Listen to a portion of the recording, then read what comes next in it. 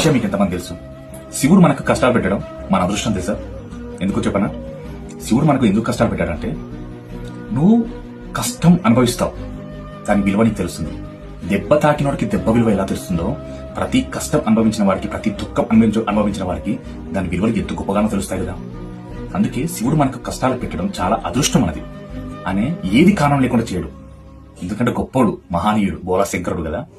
కాశీ విశ్వేశ్వరుడు లోకాన్ని పాలించేవాడు. పరమేశ్వరుడు ఏ కారణం లేకుండా చేస్తాడా?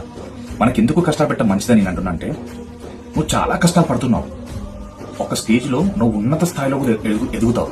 సో మళ్ళీ డౌన్ లో కూడా పడతావు, ఖచ్చితంగా పడతావు. ఇది రాసి పెట్టుకుంది. పడినప్పుడు కూడా నువ్వు లేవడానికి మళ్ళా ఆసక్తి, ధైర్యం, శక్తిని ఈశ్వరునికి ఎప్పుడో ప్రసాదించాడు. అది గమనించగలగాలి మనం. అంటే ఒకప్పుడు చాలా కష్టపడ్డావు, ఒక స్థాయికి ఎదిగావు, మళ్ళీ టైం బాగాలేక మళ్ళా డౌన్ లోకి వచ్చావు.